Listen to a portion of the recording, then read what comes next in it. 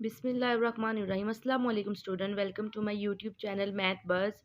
Student, हम इसमें Oxford new countdown third edition class 6 का मैथ कर रहे हैं, जिसका चैप्टर हम 4 कर रहे हैं, फैक्टराइजेशन एचसीएफ एंड एलसीएम। और एचसीएफ और एलसीएम वाले पे हम एक्सरसाइज 4B पे हैं। आज इसमें हमने करना है क्वेश्चन नंबर 9।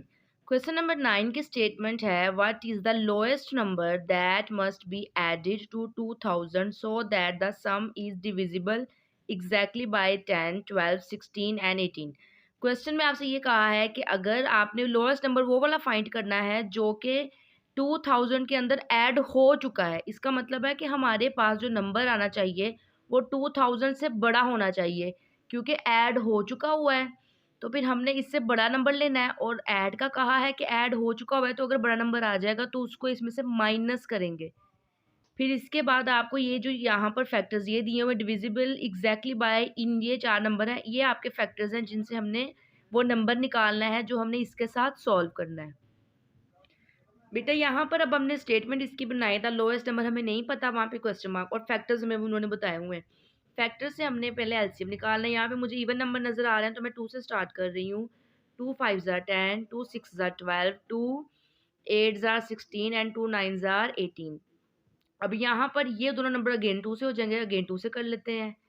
5 2 3 ज़ार 6, 2 4 ज़ार 8 और 9 एज इट इज़। अब यहाँ पर 4 है, ये अगेन 2 से हो जाएगा। 5 3 2 2 ज़ार 4, 9 एज इट इज़। अगेन मैं 2 से कर रही हूँ क्योंकि अभी मुझे इसमें एक नंबर नजर आ रहा है जो 2 से हो जाएगा, 2 ही हो जाएगा, ठीक है ना। 5 एज इट इज, 3 2 1 ज़ार 2 एंड यहाँ पर 9 एज इट इज। अब इसको कर रही हूँ 3 के साथ। 5 एज इट इज आ जाएगा, 3 के टेबल में 3 आता है 1 ज़ार, ये 1 वैसे ही, और 3 के टेबल में 9 आता है 3 ज़ार। अगेन 3 से 5 as it is, 1 as it is, 1 as it is, और 3 के टेबल में 3 आता है 1 ज़ार। अब इसको 5 से कर रही हूँ। 5 1 ज़ार 5। इसका मतलब है अब ये सारे डिवाइड हो चुके हैं, जब हमारे पास सारे लास्ट पे 1 आ जाते हैं। अब हमने इससे लोएस्ट नंबर फाइंड करना है, तो ये सारे फैक्टर्स लिख लेते हैं। 2 multiply 2 multiply 2 multiply 3 multiply 3 multiply 5। 2 2 ज़ार 4, 4 2 ज़ार 8, 8 3 ज़ार 24, 24 3 ज़ार होते हैं 72 आई थिंक।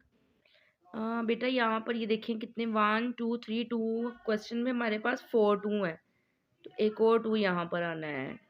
2 2 ज़ार 4, 4 2 ज़ार 8, 8 2 ज़ार 16, 16 3 ज़ार होता है 48, 48 को 3 से मल्टीप्लाई कर लेते हैं। 48 3 ज़ार होते हैं 24, 12 एंड 144। और अब हम 5 से मल्टीप्लाई करेंगे, तो ये 5 से मल्टीप्लाई किया 0 2 कैरी 20 22 एंड 5 और 6 7, ये आ गया 720। इसके पास इसका मतलब है हमारे पास 720 आया है लोएस्ट नंबर। लेकिन उसने ये आपसे कहा हुआ है द नंबर एडिड टू 2000, 2000 में वो ऐड हो चुका हुआ है। इसका मतलब है कि वो नंबर 2000 के आसपास होना चाहिए, या 2000 से बड़ा हो या 2000 के आसपास हो। तो फिर हम क्या करेंगे, 720 के साथ हम वो नंबर निकालेंगे। 1 से मल्टीप्लाई करेंगे तो 720 ही आ जाएगा। तो आपने इसको 2 से मल्टीप्लाई करना है, तो 2 से मल्टीप्लाई किया, 2 0 ज़ार 0, 2 2 ज़ार 4, 2 7 ज़ार 14। ये देखें 2000 से बहुत छोटा नंबर आया, हमारा 2000 के आसपास होना चाहिए। अब इसका मतलब है कि 720 के साथ हमारा आंसर नहीं आया 2 से मल्टीप्लाई करके, तो अब हम 720 को 3 से मल्टीप्लाई कर लेंगे। 3 0 ज़ार 0, 3 2 ज़ार 6 एंड 3 7 ज़ार 21। चलो 2000 से थोड़ा सा बड़ा आ गया, लेकिन ठीक है। अब हम इस नंबर को जो कि इसके अंदर ऐड हो चुका हुआ था, अब हमने देखना है कि वो कितने नंबर बाद ऐड हुआ था, तो फिर इन दोनों को माइनस कर लेंगे। द रिक्वायर्ड नंबर, मैंने यहाँ पे रिक्वायर्ड नंबर लिखा है, आप लोएस्ट नंबर भी लिख सकते हैं। जो स्टेटमेंट होती है ना बेटा, ये हम अपनी मर्जी से बनाते हैं क्वेश्चन के अंदर से। ये आपकी अपनी वर्डिंग होती है अपने क्वेश्चन को एक्सप्रेस करने के लिए, तो जैसे आपको ईजी लगे आप वो वाली वर्डिंग यूज कर सकते हो। अब इसको 2000 में से माइनस किया तो आ गया 160। 2160 को 2000 में से माइनस किया तो 160 आ गया। तो ये है आपका वो नंबर जो आपसे कहा था कि वो ऐड हो चुका हुआ है, तो आपने बताना है कि फिर लोएस्ट नंबर क्या है। तो वो जो लोएस्ट नंबर है या फिर रिक्वायर्ड नंबर है वो है 160। अब इसका क्वेश्चन नंबर 10 देखिए। 4 bells toll after interval of 8 9 12 and 15 minute respectively. आपको यहाँ पे 4 बेल बजने के इंटरवल्स बताए हुए हैं कि एक 8 मिनट के बाद बजी, एक 9 के बाद, एक 12 के बाद, एक 15 के बाद। If they tool together at 3 PM, कि अगर ये चारों इकट्ठी हो जाती हैं और बेल जो होती है वो इकट्ठी होने के बाद 3 PM तक वो बजेगी, तो आपने ये बताना है when will they tool next together next, कि अब 3 के बाद और कौन-सा टाइम है जिस पे बेल रिंग होगी। अच्छा, यहाँ पर क्वेश्चन के अंदर अगर हम देखें तो कोई सीक्वेंस नहीं है। 8 के बाद दूसरा 9 मिनट है। दोनों का अगर डिफरेंस भी देखें तो इनमें 1 मिनट का डिफरेंस है। इन दोनों का डिफरेंस देखें तो इनके डिफरेंस में भी चेंज है। और अगर और किसी का कहने का सिंपल मतलब ये है कि अगर तो हमारा इनमें सीक्वेंस एक जैसा होता, जैसे हमने इससे पहले रिमाइंडर निकाल रहे थे, तो आपने देखा था कि रिमाइंडर अगर हम 4 वैल्यूज़ को भी माइनस कर रहे हैं तो हमारा रिमाइंडर सेम आ रहा है, एक सीक्वेंस में नंबर आ रहा है। तो इसका मतलब है इसका कोई पैटर्न नहीं है कि हम इसको माइनस करके इधर से आंसर निकाल लें। इसका मतलब है कि हमने पहले इसका एलसीएम निकालना है। एलसीएम निकालने के बाद आपके पास एक और टाइम आएगा। ये 1 2 3 4 है ना, 4 बेल का आपको बताया हुआ है। एक और टाइम आएगा, फिर उसमें से हमने अपने आवर्स निकालने हैं कि कितने आवर के बाद नेक्स्ट बेल होगी। फिर उस आवर को जो हमारे पास निकलेगा उसको इसके साथ सॉल्व करेंगे, ठीक है। अब यहाँ पर देखिए 4 बेल्स टोल मिनट, 4 बेल के टोल मिनट आपको यहाँ पे इंटरवल्स या मिनट्स आपको बता दिए हुए हैं 8 9 12 एंड 15। अब हमने यहाँ से अपनी नेक्स्ट टाइम इंटरवल निकालना है, तो मैं 2 से स्टार्ट कर रही हूँ। 2 4 ज़ार 8 9 वैसे ही, 2 6 ज़ार 12 15 एज इट इज़, 2 2 ज़ार 4 9 एज इट इज़, 2 3 ज़ार 6 15 एज इट इज़, 2 1 ज़ार 2 9 as it is, 3 as it is and 15 as it is. अब 3 से कर रही हूँ। 9 3 3 ज़ार 9, 3 1 ज़ार 3, 3 5 ज़ार 15, 3 1 3 1 ज़ार 3, 1 एज इट इज़ और ये 5। और अब ये 5 के टेबल से कर रही हूँ। 5 1 ज़ार 5। अब आपके सारे 5 5 आ गए। अब सबसे पहले हमने इनका एलसीएम निकालना है। 2 multiply 2 multiply 2 multiply 3 multiply 3 multiply 5।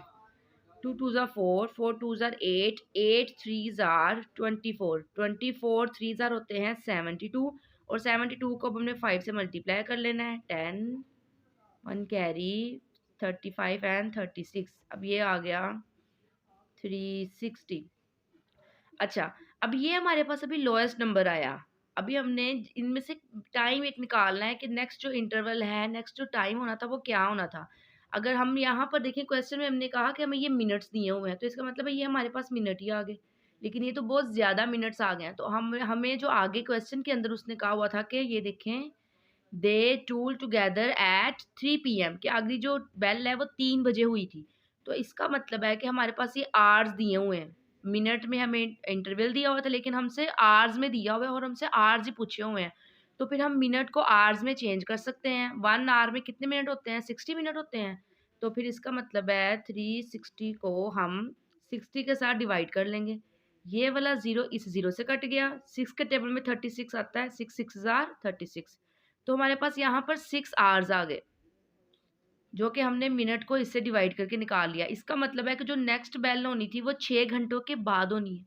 तो हमारे पास अगर उन्होंने टाइम एक दे दिया हुआ है कि अगर तो 3 बजे हो रही है, तो आपने ये बताना है कि जो अब 3 बजे के बाद 6 घंटे गुजरेंगे, तो वो कौन सा टाइम होगा जिस पे नेक्स्ट बेल जो है वो टूल होगी। तो फिर इसका मतलब है 3 PM में 6 को प्लस कर लें।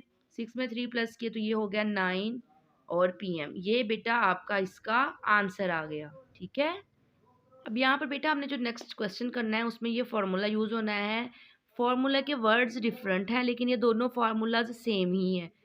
फार्मूला ये है product of two number. Product का मतलब दो नंबर को मल्टीप्लाई करें, is equal to LCM multiply by HCF. ये दोनों का आंसर, इन दोनों के आंसर के इक्वल, इक्वल का सिंबल आपने दरमियान में याद से लगाना है, ठीक है। किसी क्वेश्चन में बेटा आपको ये वर्ड यूज़ हुए होंगे, product of two number. LCM और एचसीएफ का यही वर्ड है, यही यूज़ होगा। ये आपको चेंज नहीं मिलेगा, लेकिन आपको ये वाली स्टेटमेंट चेंज मिलेगी। कहीं आपको मिलेगा ये वाला और कहीं आपको मिलेगा प्रोडक्ट ऑफ टू नंबर, का मतलब है दो नंबर आपस में मल्टीप्लाई हो रहे हैं और यहाँ पे वो दो नंबर इस तरह अलग अलग लिखे हुए होंगे। First number multiply by second number is equal to LCM multiply by HCF. देखिए एलसीएम और एचसीएफ दोनों फार्मूलाज में सेम है, बस वर्डिंग यहाँ पर क्या हो जाएगी, प्रोडक्ट ऑफ टू नंबर्स, और यहाँ पर हो जाएगा first number and second number. ये क्वेश्चन आपको समझाती हूँ ना, फिर आपको साथ इजीली पता चलेगा कि मैम ने ऐसे क्यों कहा है और ये ऐसे क्यों कह रही हैं कि दोनों फार्मूलाज सेम है। हमने दोनों फार्मूलाज के साथ अपने आंसर्स निकालने हैं। क्वेश्चन में जब ये वर्डिंग यूज होगी तो ये फार्मूला लिख देंगे, जब ये वर्डिंग यूज होगी तो ये फार्मूला लिख देंगे। अब यहाँ पर क्वेश्चन नंबर 11 देख लेते हैं। प्रोडक्ट ऑफ टू नंबर, देखा ना यहाँ पे प्रोडक्ट ऑफ टू नंबर लिखा हुआ है, आपको दिया हुआ है 3000। If HCF is 10 find LCM। आपको यहाँ पर एक वैल्यू फाइंड करने के लिए हमेशा दी हुई होगी। अब उसने कहा प्रोडक्ट ऑफ टू नंबर दिया हुआ है, HCF दिया हुआ है, आपने LCM फाइंड करना है। अब यहाँ पर इसका मतलब है प्रोडक्ट ऑफ टू नंबर वाला हम फॉर्मूला लिखेंगे। अब ये देखें, product of two number is equal to 3000, HCF दिया हुआ है 10 और LCM नहीं दिया हुआ। सबसे पहले तो आपने ये वाला फार्मूला लिख देना है ना, product of two number is equal to LCM multiply by HCF। अब जो जो वैल्यूज हमें गिवन है वो हम इनके नीचे राइट आउट करते हैं। प्रोडक्ट ऑफ टू नंबर्स आपको दिया हुआ है 3000, यहाँ पर 3000 लिख देना है, इक्वल का सिंबल लगाना है। LCM आपको बेटा नहीं दिया हुआ, वहाँ पे हमने क्वेश्चन मार्क लगाया हुआ है, इसका मतलब है LCM आपने ऐसे ही लिख देना है। और मल्टीप्लाई HCF आपको यहाँ पे दिया हुआ है 10, तो यहाँ पर 10 लिख देना है। आपको पता है, और अगर नहीं पता तो फिर मैं आपको यहाँ पे समझा देती हूँ कि अगर हमारे पास इक्वल का सिंबल हो और उसकी एक साइड पर जो नंबर हमने फाइंड करना हो और दूसरी साइड पर हमें वो नंबर पता है कि इससे मिल जाएगा, तो आपने क्या करना है, जैसे हमने ये LCM फाइंड करना है, तो हमारे पास ये जो 10 यहाँ पर है ना, ये एक्स्ट्रा है, हमने इस 10 को यहाँ पर नहीं रखना। हमें क्वेश्चन में बस ये कहा है कि LCM फाइंड करें, ये नहीं कहा कि मल्टीप्लाई 10 भी साथ होना चाहिए। तो इसका मतलब है कि ये मल्टीप्लाई 10 हमें यहाँ पर नहीं चाहिए। हम क्या करेंगे, इसको इक्वल की इस साइड पर ले आएंगे, और जब सिंबल जो है ना वो इक्वल की एक साइड से दूसरी साइड पे आता है तो वो सिंबल अपने रिलेशन के साथ चेंज हो जाता है। अब रिलेशन क्या है, अगर इक्वल की और किस साइड पे जरूरी नहीं है कि इस साइड पर है तो यहाँ पर आके ऐसे होगा, अगर इस साइड पे भी होता मल्टीप्लाई तब भी इधर जाके ऐसे ही हो जाना था। इक्वल की जो सी मर्जी साइड हो सकती है, आप इधर से भी उधर लेके जाओ और उधर से भी इधर लेके जाओ, कोई फर्क नहीं पड़ता, सिंबल ने वैसे ही चेंज होना है। जो प्लस होता है बेटा वो हमेशा इक्वल की दूसरी साइड पे जाके माइनस हो जाता है, जो माइनस होता है वो इक्वल की दूसरी साइड पे जाके प्लस हो जाता है। इसी तरह अगर मल्टीप्लाई हो रहा हो तो वो इक्वल की दूसरी साइड पे जाके डिवाइड होगा, और अगर डिवाइड हो रहा होता है तो वो इक्वल की दूसरी साइड पे जाके मल्टीप्लाई होता है। अब यहाँ पर ये हो रहा है मल्टीप्लाई, तो इसका मतलब है मल्टीप्लाई है, जब इक्वल की दूसरी साइड पे जाएगा तो वहाँ डिवाइड हो जाएगा, तो 10 इस साइड पे आके डिवाइड हो जाएगा, तो डिवाइड जब नंबर होता है तो वो दूसरे नंबर के नीचे फ्रैक्शन में आ जाता है। और इस साइड से क्योंकि हमने इसको इस साइड से यहाँ भेज दिया हुआ है तो हमारे पास यहाँ पर सिर्फ LCM रह गया जो कि हमने फाइंड करना है। अब यहाँ पर इसकी कटिंग कर लेते हैं, ये 0 की 0 के साथ कटिंग हो गई, और नीचे डिनोमिनेटर में अगर 1 बच जाए तो उसको इग्नोर कर देते होते हैं, उसको लिखने की करने की सॉल्व करने की ज़रूरत नहीं होती, सिर्फ 1 को ऐसे करते होते हैं। 1 के अलावा कोई और नंबर होता तो हमने उसको सॉल्व ही करना था। अब इसका मतलब है ऊपर आपके पास क्या बच गया, 300, यहाँ आ गया 300 is equal to LCM and that will be your answer. LCM find हो गया 300।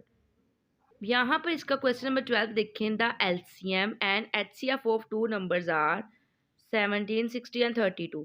पहले LCM लिखा हुआ है, इसका मतलब है पहली वैल्यू LCM की है, बाद में HCF लिखा हुआ है, इसका मतलब है दूसरी वैल्यू HCF की है। If one number is 160 find the other. अब देखिए यहाँ पे 1 नंबर, इसका मतलब है फर्स्ट नंबर दिया हुआ है, अदर नंबर जो हमने फाइंड करना है that will be our second number. तो यहाँ पर हम दूसरा वाला फॉर्मूला यूज करेंगे, ये आपका फर्स्ट नंबर है, सेकंड आपने फाइंड करना है, LCM और HCF आपको दिया हुआ है। सबसे पहले हमने क्वेश्चन में जो हमारी स्टेटमेंट हमें दी हुई है, LCM दिया हुआ है, HCF दिया हुआ है, 1 नंबर हमें दिया हुआ है, हमें कहा है अदर नंबर, अदर नंबर का मतलब सेकंड नंबर हमने फाइंड करना है। यहाँ पे बेटा आपने यही फार्मूला लगाना है, first number multiply by second number, और ये देखिए आपको क्वेश्चन से पता चलेगा कि अच्छा 1 और सेकंड नंबर की बात हो रही है, इसका मतलब ये फार्मूला लगेगा, और अगर बेटा प्रोडक्ट की बात हो रही होगी तो ये वाला फार्मूला लगेगा, ठीक है। अब यहाँ पर फर्स्ट नंबर आपको दिया हुआ है 160, तो यहाँ 160 लिखेंगे, मल्टीप्लाई बाय सेकंड नंबर हमने फाइंड करना है, वो हमें नहीं पता तो वो हम एज इट इज ले जाएंगे सेकंड नंबर। इसके बाद LCM दिया हुआ है 1760, HCF दिया हुआ है 32। अब आपने यहाँ पे क्या करना है, सेकंड नंबर हमने फाइंड करना है, इसका मतलब है 160 यहाँ पर एक्स्ट्रा है वो हमें नहीं चाहिए, हम उसको इक्वल की दूसरी साइड पर ले आएंगे, तो 160 इस साइड पे मल्टीप्लाई हो रहा है, तो जब इक्वल की इस साइड पे आएगा तो डिवाइड हो जाएगा, इसका मतलब है डिनोमिनेटर में आ जाएगा, तो यहाँ पर आप लिखोगे सेकंड नंबर, क्योंकि ये वाला नंबर तो जो है ये दूसरी साइड पे चला गया तो यहाँ पे सिर्फ सेकंड नंबर रह गया।